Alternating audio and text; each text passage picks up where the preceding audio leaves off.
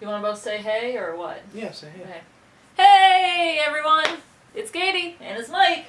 Hello everybody. And we're on to episode 3 of Peggy Carter, which was a downer. Yeah, this one was... It was good. It was good, but it's like... Wow, it punches you in the gut. And you tell them. You talk. This is like... I kind of thought they were going to do a thing where, you know, oh, we're gonna find a invention of the week or whatever, you know, and they didn't do that. Isn't that exactly what I said though? I was last episode or last review. I said that the actress who plays Peggy, Haley Atwell, did an interview where she was like, "You think it's gonna be an invention of the week sort of thing, but you have no idea where it's going." Yeah, and it didn't go there, and because of what you said, I'm not surprised. But I mean, like, I'm not surprised now. Yeah. But you know, it's kind of interesting that the way they've went. And this episode, they sort of start pulling at the strings and the things, holding things together, and start. It was very much a character building. Yeah, it's a character building episode. Yeah. There is an invention, sort of. There are, like, a few that they basically found. Like, wasn't there, like, it wasn't just one. They found a few. I think they found all of them that were missing. Okay. They didn't say that any of them were missing. No, I'm not they might have found all sure. of them. So they, basically Peggy decided she's going to look at the vault, the underground vault where Stark had his stuff stolen, and Jarvis is kind of seems a little nervous about that, which again kind of plays into the idea that they're hiding something bigger and from her, but they end up getting paused in that because her fellow SSR agents arrest Jarvis because they finally found the bumper and the license plate from the car. The Roxxon explosion. Yeah, from the explosion from the first episode. I think first episode? Yeah, first episode. First episode. Which is, by the way, you could have called it because it was so odd. They made sure to show you. The bumper came off. Yeah. And then they showed you the bumper and the rubble. Yeah. So there's this big part where you're actually wondering what's going to happen to Jarvis for a while. And they do reveal the fact that he was deemed a traitor and had a dishonorable discharge, even though most of the details of it were hidden probably by Stark for some reason. We don't know entirely why at the time. You know, we find out later, which I thought was interesting, that his wife is actually Jewish and was in France, I think, because I think she had a French accent, but was in... Did he say Budapest? Maybe it was Budapest. It was very European, because you could hear her towards the beginning of the episode. I forget what city-state he said he said he was somewhere stationed, and then the war broke out and he had to leave, and it made things difficult for him and her. But basically he was trying to get her out of there before the war hit, and his superior wouldn't sign it for some reason, probably anti-Semitism or something, so he ended up forging the documents and got caught, and basically, I don't know if it was Stark, they kind of kept it pretty light, but they implied that it was Stark and his money, which also, I know some people have said that they hope that Howard Stark is actually revealed as Jewish himself, because it ties into a lot of things, like the fact that a lot of the scientists in World War II for the Allies were Jewish, the fact that he grew up, I think it's implied that he grew up poor, the fact that Captain America's creators were Jewish, and that like him punching Hitler was like an act of defiance against Hitler, pre-America being in the war. There's a lot of things that would make Howard Stark in the MCU Jewish work really well. And so I think that there's a possibility of that still being revealed because he helped Jarvis and his Jewish love be able to make it.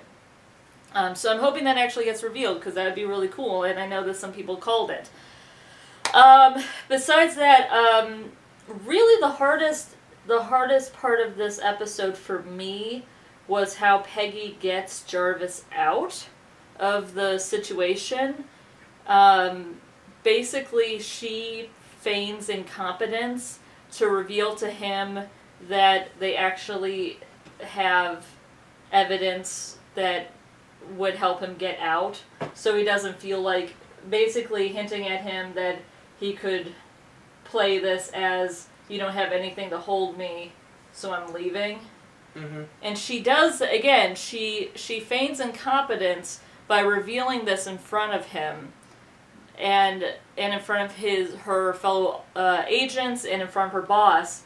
And there's a scene where she gets just ripped apart in her boss's office, and everybody is either in the office or outside of it and can hear him talk about how he can't believe she's even still on staff, how all of the other agents... I got saddled with you. I can't believe I have to deal with you. Agent Whitebread, whatever his name is, I don't even know. This was his case and you lost it. Yeah, Agent Thompson, you should apologize. What do you have to say to him? And they act like she was a belligerent child, and they make her apologize to him, and then he doesn't accept her apology, and she has to walk out there knowing full well that she did something to help someone else and not being able to tell them. And then even later on, when they find these weapons, she wants to call in so she can get some credit, and Jarvis goes through her like you know what they're gonna say, you know what they're gonna do. They're gonna immediately think you're working with Stark. Yeah, which isn't wrong, but like they're gonna immediately like call you out on this. And she said, no, they're going, like, there's a part of her that's like, I want to get credit for this. They're going to respect me. And he just goes, you know they won't. And you can hear it in his voice, like, he feels for her, too. Because he saw what she did, and he heard her getting yelled at, too. He knows full well. Was he still there when she was getting yelled at? Yeah. As she walks out, she sees Jarvis walking away, and they have a moment of a look.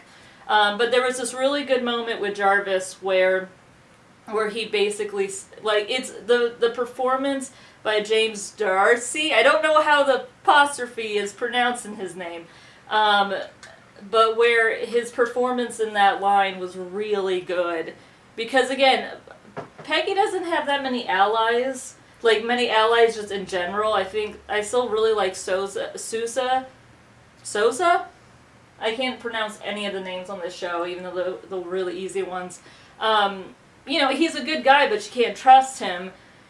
And Jarvis is really the only person she can talk to about anything right now, which we also see when she kind of turns away Angie, because Angie wants to talk to her about their both bad days, and she can't. She has to keep that separate. And again, it's very well done. You can really feel for Peggy, and it has been a pretty long time, but I've been in a situation before where a superior has called me out on something that I didn't necessarily do, but where I didn't point the finger at the person that was responsible, because I just didn't want to be the person to point the blame, even though, you know, to be quite honest, I should have. But basically, yeah, I've been in that position before where you get called out, and on top of it being, again, in this office that doesn't respect her anyway, it's, like I said, it's really well done, but it hits you hard. Like, that affected me more than anything else in the whole episode, and it happens in the middle. So it affects you, like, throughout the entire episode. I also there's a really good article on CBR, the Comic Book Resources. Let me pull it up.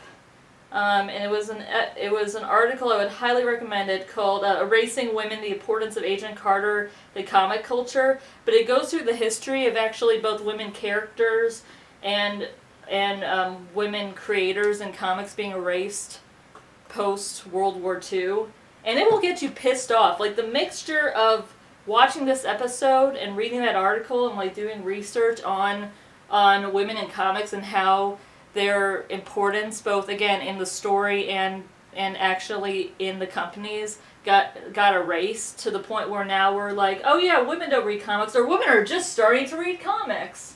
Women are just starting to get into the comic industry. Well, no, we've been there.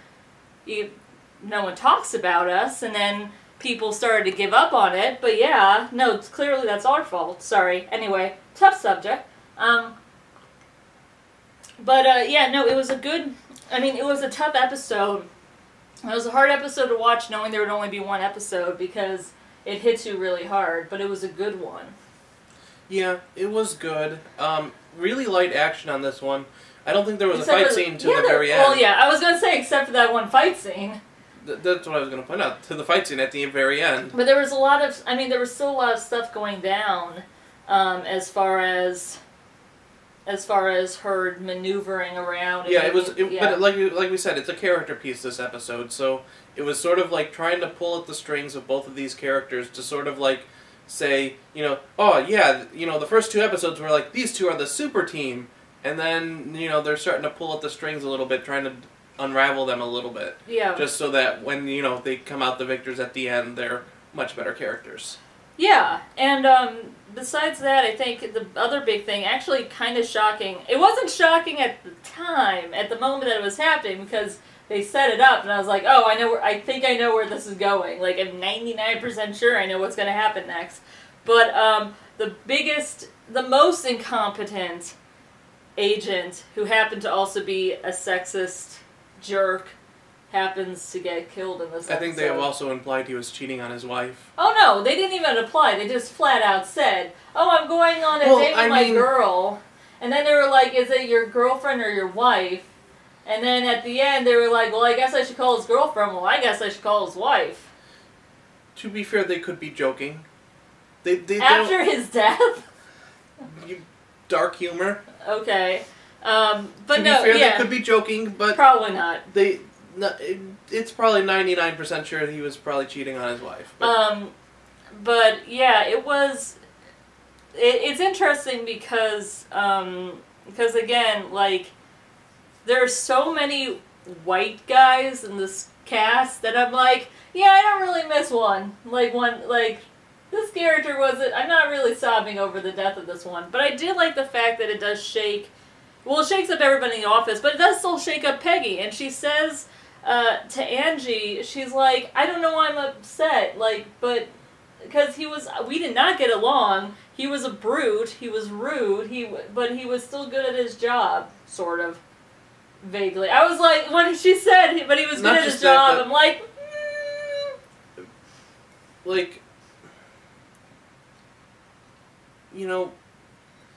Peggy's still going to be upset about the death of anyone she works with because it's going to be painful and no one deserves to die in that sense.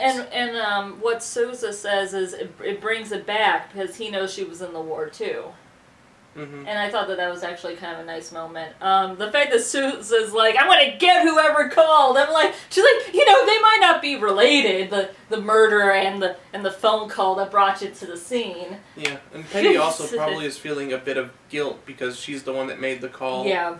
And now the call's getting blamed for it. They think the call was linked to the kill. Yeah. So, but I think the big thing here is that, I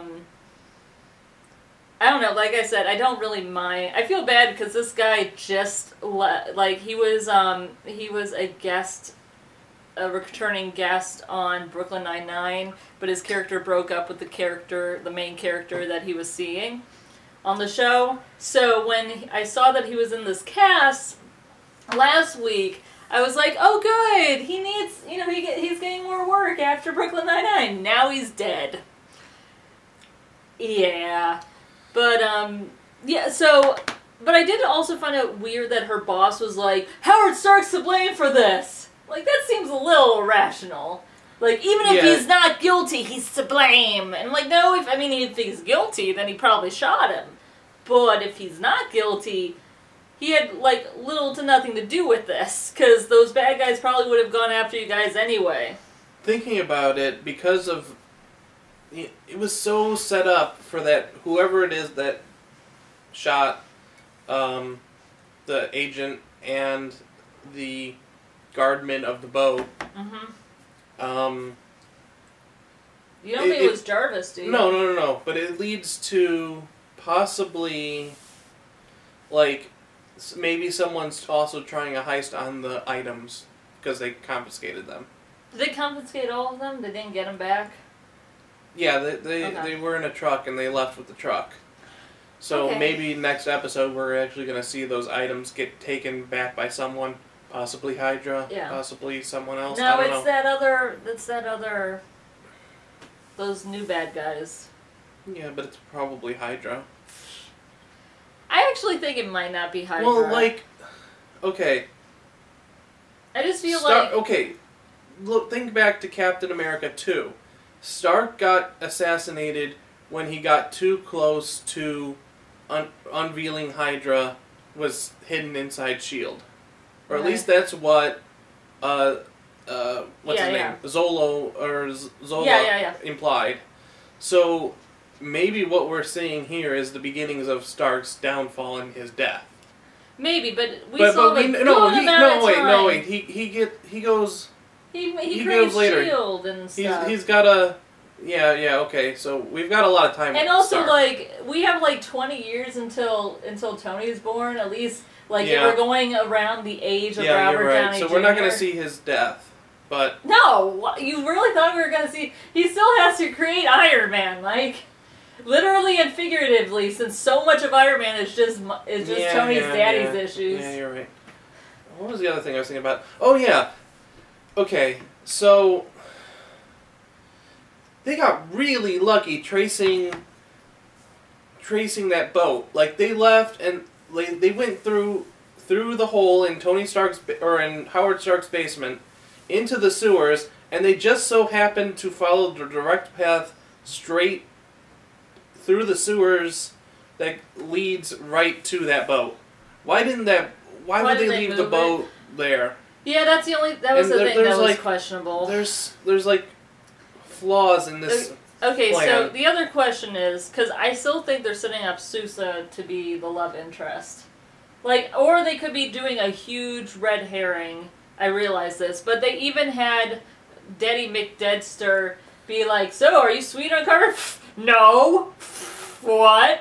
And then the asshole dead guy, saying to him, like, basically saying, like, why would she go from Captain America to a guy with no leg? Which, by the way, is like, again, I don't really miss this character. This character pretty expendable because he's annoying and ableist and sexist. He was the Office antagonist. Half of them are the Office antagonists. But I mean, like, he was like the primary antagonist in The Office. He was the one that was. Like, full on, not even hiding it. Even though quite a few of them were still like. He's sort of Harvey Bullocky. Yeah, kind of. But my point is that I do think Sousa is going to be the one that ends up.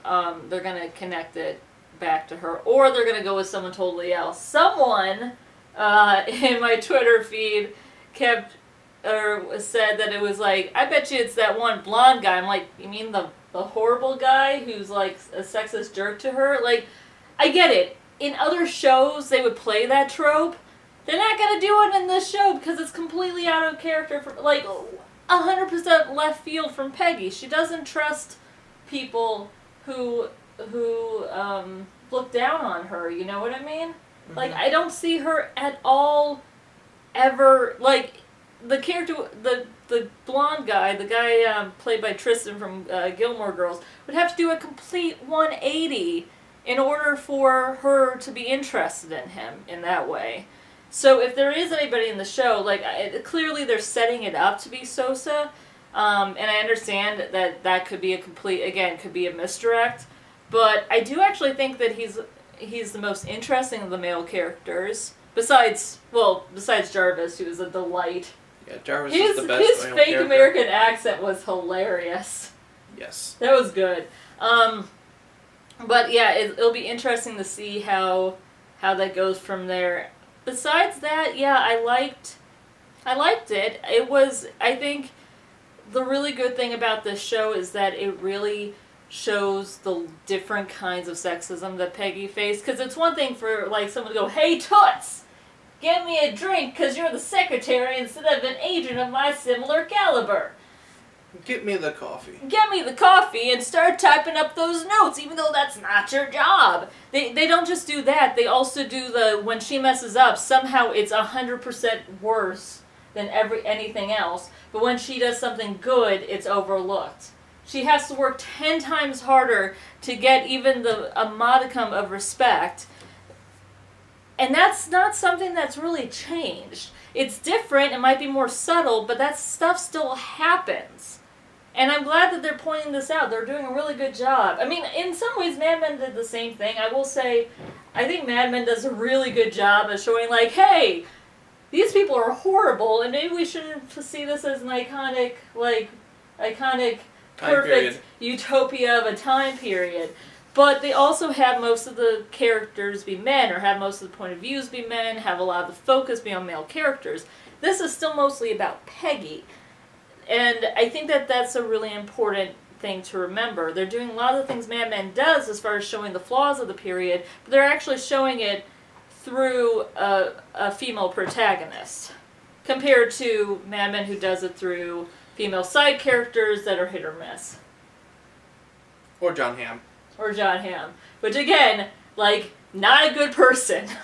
Not John Hamm, his character. I'm not gonna make judgment calls on an actor. Although Don Draper had an excellent cameo on Parks and Rec again. He did. By the way, Parks and Rec was like a perfect addition to The Night with Peggy, because we went directly from Leslie Knope to Peggy Carter, which I feel like is kind of a really good, like, 3 hours of television, because it was a 2-hour premiere of Parks and Rec.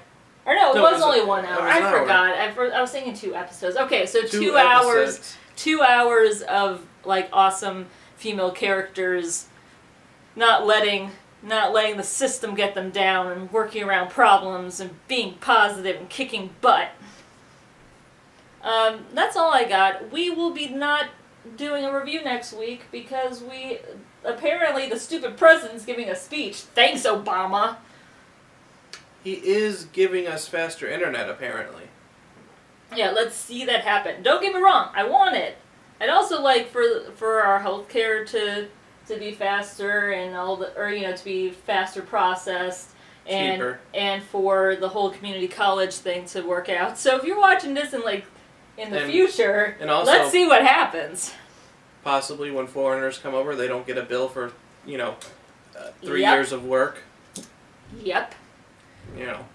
That would be nice. Anyway, for people that would come here. We're getting off topic, Mike. Yes, we are getting very off topic. So we'll be back in 2 weeks with the next episode of Peggy Carter. Yay! In between this, there's probably a driving home in the movie. Hopefully. So go watch that. Well, if you're only watching the Peggy Carter episode, see you in 2 weeks. Bye! Although to you, it could be possibly instant if you're watching this 5 weeks from now. I'm trying to close off the video. Just wave and say bye. Bye. Bye!